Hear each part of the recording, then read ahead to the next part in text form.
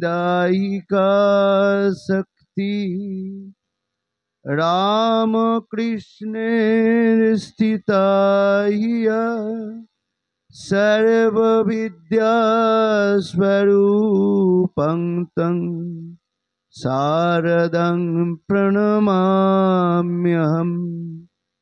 परो तत्ते सदा लीनं रामकृष्ण समागमः यो धर्मो स्थापनरतो वीर संतं नमाम्यहम् संसारनवघोरे यकर्णधार स्वरूपक नमस्तु रामकृष्णाय तस्मै श्री गुरवे नमः। ठाकुर मा स्वामीजी चरणे भक्तिपूर्ण प्रणाम निवेदन करी। मंचे उपविष्ट गुणी व्यक्तिदेर आमार श्रद्धा और नमस्कार। और आजकेर এই উপস্থিত যে একটা ধর্মসভা, জামগাড়ির গ্রামের মায়েদেরকে আমার শ্রদ্ধা ও নমস্কার এবং জামগাড়ির প্রতিটি গ্রামবাসীকে আমার শ্রদ্ধা ও নমস্কার। আমি এই গ্রামে প্রথম এলাম, খুব আনন্দ পেয়েছি, আপনাদের আন্তরিকতা ভালোবাসা। দেখুন, আমাদের শ্রেষ্ঠ পরিচয় আমরা হচ্ছি মানুষ। ভগবান শ্রীরামকৃষ্ণ বলছেন, মানুষ কি কম গা, ঈশ্বরকে চিন্তা করতে পারে, অনন্তকে চিন্তা করতে পারে। সেই জন্য ভাববেন যে মানুষ জন্ম হচ্ছে শ্রেষ্ঠ জন্ম। এই জন্মে যদি আমরা একটু ঈশ্বরকে চিন্তা করতে না পারি, যদি ভগবানের চিন্তা না করতে পারি, তাহলে আমি কেন মানুষ জন্ম পেলাম? সেই জন্য মানুষ জন্ম শ্রেষ্ঠ জন্ম। সেই জন্য শাস্ত্রে বলছেন, সেই জন্য মানুষ জন্ম শ্রেষ্ঠ বলছেন কি শাস্ত্রে? তদ্দীনং দুদ্দীনং মন্যে মেঘাচ্ছন্নং ন দুদ্দীনং ইয়াদ্দীনং হরি সংলাপকৎ পীযূষবর্জিতম। তদ্দীনং দুদ্দীনং মন্যে মেঘাচ্ছন্নং ন দুদ্দীনং, মানে মেঘাচ্ছন্ন দিনটি আমার কাছে দুর্দিন নয়। যেদিন আমি ভগবানের কথা বলবো না, ভগবানের কথা শুনবো না, সেটাই হচ্ছে আমার কাছে দুর্দিন। সেই জন্যই মানুষ জন্ম পেয়ে যদি আমি ভগবানের কথা চিন্তা না করি, ঈশ্বরের কথা যদি চিন্তা না করি, তাহলে জীবনটা বৃথা। সেই জন্য আমরা এই ঈশ্বরের কথা চিন্তা করব। সেই জন্য শাস্ত্রে আমাদের দেখুন, এই মানুষ জন্ম দিয়েছেন ভগবান, আমাদের হাত পা কান চক্ষু কর্ণ এগুলো যেন তার সেবাতে লাগাতে পারি। সেই জন্য শাস্ত্রে কি বল, হস্তস্য ভূষণং দানম সত্যং কণ্ঠস্য ভূষণং কর্ণস্য ভূষণং শাস্ত্রং ভূষণং কিং প্রয়োজনম। হস্তস্য ভূষণং দানম, আপনি মানুষ জন্ম পেয়ে আমাকে এই সুন্দর ভগবান দুটি হাত দিয়েছেন, এই হাতটা দিয়ে আমি একটু মানুষের সেবা করব, তবেই আমার হাতটা সার্থকতা। এই হাতটা সেই জন্য বলছেন হস্তস্য ভূষণং দানম, এই হাতটা দিয়ে মানুষের দান করব, তার সেবা করব। হস্তস্য ভূষণং দানম সত্যং কণ্ঠস্য ভূষণম, সুন্দর আমাকে গলা দিয়েছে, একটু ভালো কথা বলবো না, একটু মিষ্টি কথা বলবো না। কর্ণস্য ভূষণং শাস্ত্রং, আমাকে সুন্দর কান দিয়েছে, একটু তার কথা শুনবো না, যদি না শুনি তাহলে এইগুলো কি আমার। সেই জন্য ভাগবতে বলছেন, যে জিহ্বায় ভগবানের নাম না হয় সে জিহ্বা হচ্ছে ব্যাঙের জিভ। যে কানে ভগবানের কথা ঢোকে না, সেই ভাগবতকার বলছেন সেই কান হচ্ছে সাপের গর্ত। সেই জন্য ভাববেন, এই মানুষ জন্ম যখন পেয়েছি, আমি ভগবানের কথা চিন্তা করব, আমি ঈশ্বরের কথা চিন্তা করব। আমাদের মনে প্রশ্ন হতে পারে, দেখুন আজকে আমরা ধর্ম থেকে মানুষ সরে গেছি, তাই আজকে গোটা বিশ্বটা যেন একটা অশান্তি। সেই জন্য শাস্ত্রে বলছেন, আমার হৃদয়টি যদি ধর্মময় হয়, আমার চরিত্র হবে নির্মল। আর চরিত্র যদি নির্মল হয়, গৃহ হবে সমন্বয়। আর গৃহ যদি সমন্বয় হয়, জাতি হবে সুশৃঙ্খল। আর জাতি যদি সুশৃঙ্খল হয়, পৃথিবী হবে শান্তময়। আজকে আমরা এই ধর্ম থেকে সরে গেছি। যত আমরা ধর্ম থেকে সরে যাব, তত আমরা পশুতে পরিণত হয়ে যাবে। কারণ আমাদের ভেতরে দুটো সম্পদ আছে। আমাদের দুটো সম্পদ, একটা হচ্ছে বাহ্য সম্পদ, আর একটি হচ্ছে অন্তরের সম্পদ। বাহ্য সম্পদ কি? এই টাকা, বাড়ি, গাড়ি, সব বাহ্য সম্পদ। কিন্তু একবার ভেবে দেখেছেন, যদি অন্তরের সম্পদ আমার ডেভেলপ না করে, তাহলে এগুলো ধ্বংস হয়ে যাবে। কারণ অন্তরের সম্পদ হচ্ছে প্রেম, ভালোবাসা, নিঃস্বার্থপরতা, পরোপকার, সেবা, অহিংসা। এই গুণগুলো কিন্তু আমাদের হারিয়ে যাচ্ছে। আজকে আমরা এখানে এসেছি, কেন এসেছি? আমাদের শ্রেষ্ঠ পরিচয় মানুষ। আমরা এখানে কি করতে এসেছি? ভগবান বলছেন কি, নাহং তিষ্ঠামি বৈকুণ্ঠে যোগিনং হৃদয়ে নচ মদ ভক্ত ইয়ত্র গায়ন্তি তত্ত্ব তিষ্ঠামি নারদম। নাহং তিষ্ঠামি বৈকুণ্ঠে, যে আমি বৈকুণ্ঠে আছি তা যে নয়, আমি যোগীদের হৃদয়ে আছি তা যে নয়। মদ ভক্ত ইয়ত্র গায়ন্তি তত্ত্ব তিষ্ঠামি নারদম। যেখানে আমার নাম গান হয়, যেখানে আমার নাম গান হয়, সেখানে আমি উপস্থিত আছি। এই সুন্দর পরিবেশে আমাদের এখানে মায়ের নাম হলো, ঠাকুরের নাম হলেন, তিনি আছেন। যদি আমরা সেই আন্তরিক শ্রদ্ধা ভালোবাসা নিয়ে আসি, তিনি আমাদের অবশ্যই কৃপা করবেন। তাহলে আমরা কেন এখানে এসেছি? আমরা এখানে এসেছি কিন্তু অন্তরের সম্পদটাকে একটু ডেভেলপ করব। আজকে আমরা বাহ্য সম্পদ অনেক হয়েছে, কিন্তু আমাদের মধ্যে সেই অন্তরের সম্পদ কিন্তু আস্তে আস্তে হারিয়ে যাচ্ছে। সেই জন্য কিন্তু আমরা ধ্বংসের দিকে চলে যাচ্ছি। কি সুন্দর দেখুন, আমাকে একজন প্রশ্ন করছিলেন, যেমন একটা ধরুন ছুরি, এই ছুরিটা সৃষ্টি, এটা হচ্ছে বাহ্য সম্পদ, তাই না?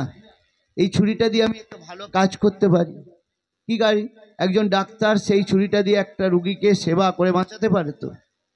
আবার এই ছুরিটা দিয়ে আমার বাড়িতে অসুস্থ কাউকে আমি সেবা করতে পারি ফল কেটে।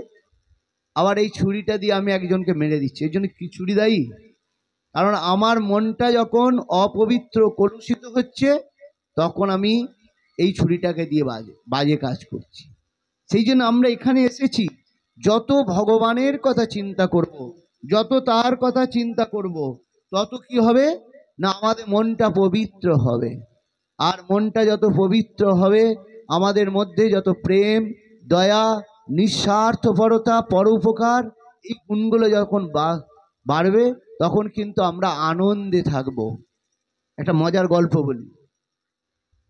একজন মারা গেছে, মারা যাবার পর বলছে, তোমার যা কর্মফল, তোমার 50% স্বর্গভোগ করতে হবে আর 50% নরকে যেতে হবে। তা কোনটা দেখতে চাও, যেতে চাও আগে? তখন উনি বলছেন যে আমাকে আবার দুটোই দেখান, তারপর যাব। তা দেখুন, প্রথমে নরকে গেছে। নরকে গিয়ে দেখছে কি জানেন? অনেক খাবার, অঢেল খাবার। কিন্তু ভগবান হাতটা এমনভাবে সৃষ্টি করেছে, তার হাতটা মুখে আর উঠছে না, সেই জন্য খেতে পাচ্ছে না।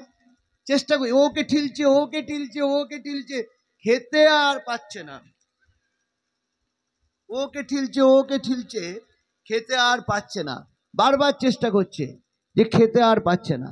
এইভাবে চেষ্টা করতে করতে যখন খেতে পাচ্ছে না, ওকে ঠিলছে, তখন বলছে আরে এত খাবার খেতে পাচ্ছে না, কারণ ভগবান হাতটা কি করেছে, এইখানে গিয়ে থামিয়ে দিয়েছে, আর মুখে উঠছে।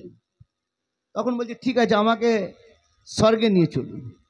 স্বর্গে নিয়ে গেছে, দেখছি এখানে একই অবস্থা, অঢেল খাবার, কারু হাতটা তার নিজের মুখে উঠছে না। কিন্তু এখানে মানুষ আনন্দে আছে। কেন জানেন? আমার হাতটা আমার মুখে না উঠে আমার পাশের ভাইয়ের মুখেতে উঠছে। আমি আমার ভাইকে খাইয়ে দিচ্ছি, সে আমাকে খাইয়ে দিচ্ছে। সেই জন্য আমরা আনন্দে আছি।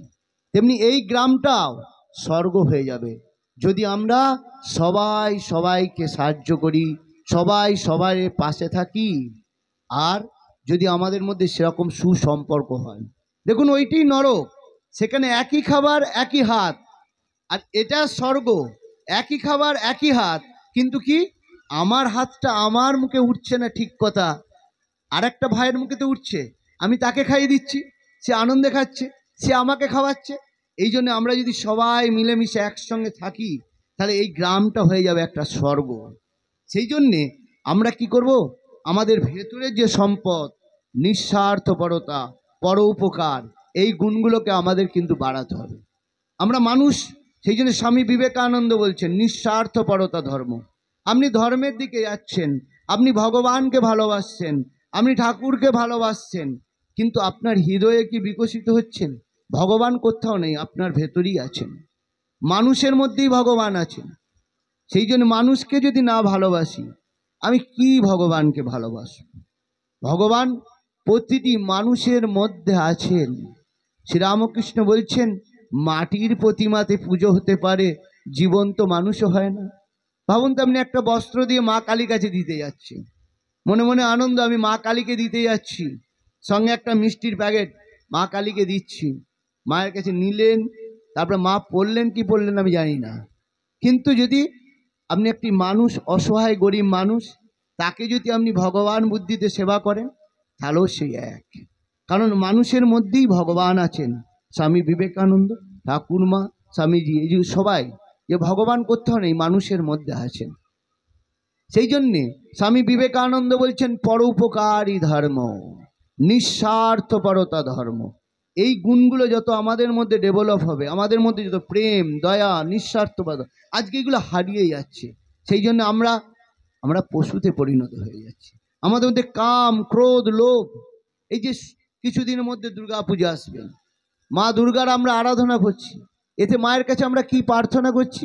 মা তুমি আমাকে শুভ শক্তি দাও, অর্থাৎ আমার ভেতরে অশুভ শক্তি আছে। মা কি করছেন? আমরা দেখছি মা অসুরকে বধ করছে। আর এখানে তাহলে আমি মা দুর্গাকে আমি কেন পূজা করছি? না, মায়ের কাছে প্রার্থনা করছি, মা আমার মনের মধ্যে দুটো গুণ আছে, একটা হচ্ছে আসরিক গুণ আর একটা হচ্ছে দৈব গুণ। মানুষের ভেতরেই আছে অসুর, কাম, ক্রোধ, লোভ, এগুলো হচ্ছে আসরিক গুণ।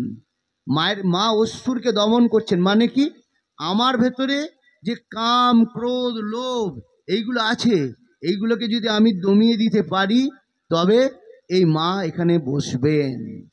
কারণ মা হচ্ছেন শুভ শক্তির প্রতীক। মায়ের কাছে প্রার্থনা করছি, মা তোমার এই শুভ শক্তির দ্বারায় আমাদের ভেতরে অশুভ শক্তিকে যেন বিনাশ করো। আজকে কি হয়ে গেছে? আমাদের অন্তরে অশুভ শক্তি দানা বেঁধেছে, সেই জন্য আমাদের মধ্যে আসরিক গুণ বিকশিত হয়ে গেছে। মায়ের আরাধনা করব, আমরা মায়ের কাছে প্রার্থনা করব যে মা আমাকে শুভ শক্তি দাও, আমার অন্তরটাকে যেন পবিত্র করে দাও। ঠাকুর কত সুন্দর বলছেন, দেখুন, যে কাঁচটা যদি ময়লা হয়, কাঁচের মধ্যে কি আপনি মুখটা দেখতে পাবেন? পাবেন না। কাঁচটা পরিষ্কার হলে মুখটা দেখতে পারবেন।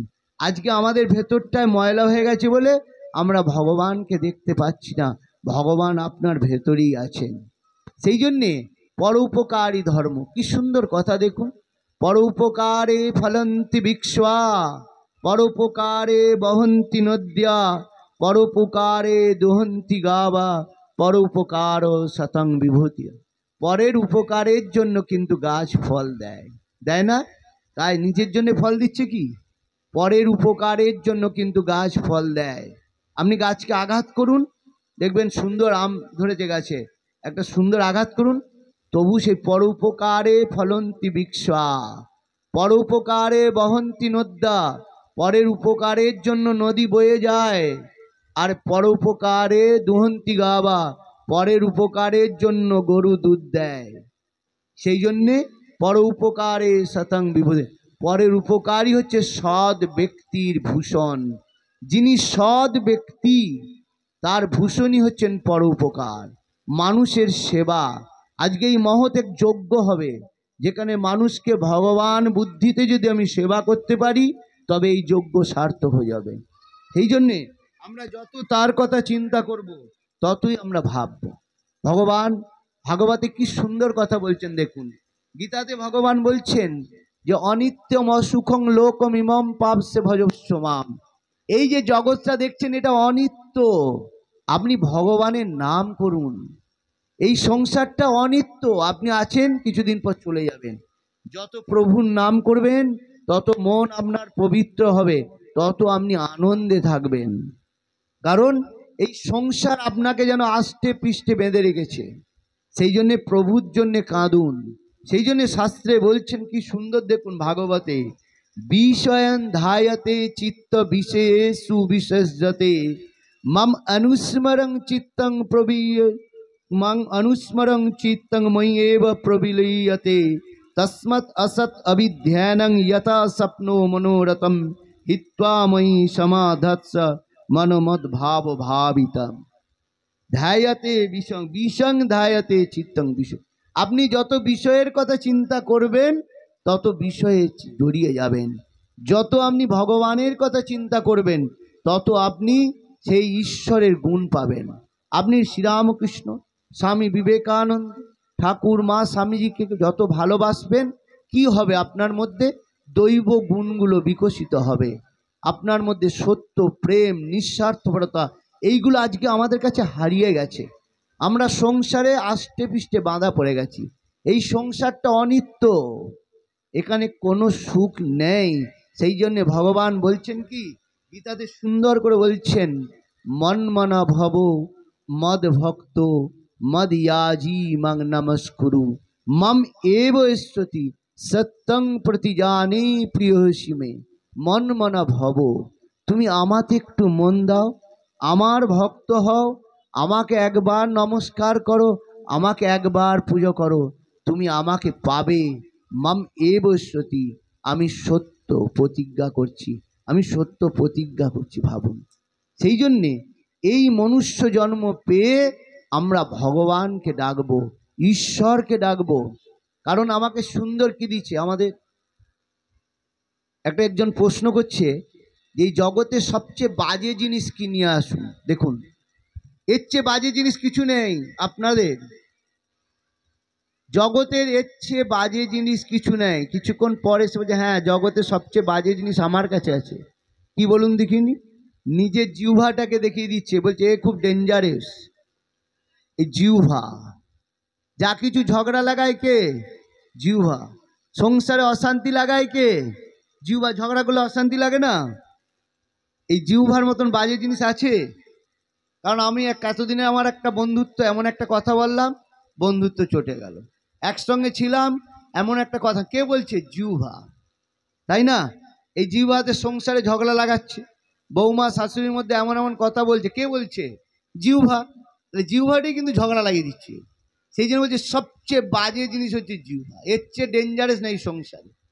কি সুন্দর কথা বলছেন দেখুন শাস্ত্রে, জিহ্বাগ্যে বসতি লক্ষ্মী জিহ্বাগ্যে মিত্র বান্ধব জিহ্বাগ্যে বন্দনং প্রাপ্ত জিহ্বাগ্যে মরণং ধ্রুবম।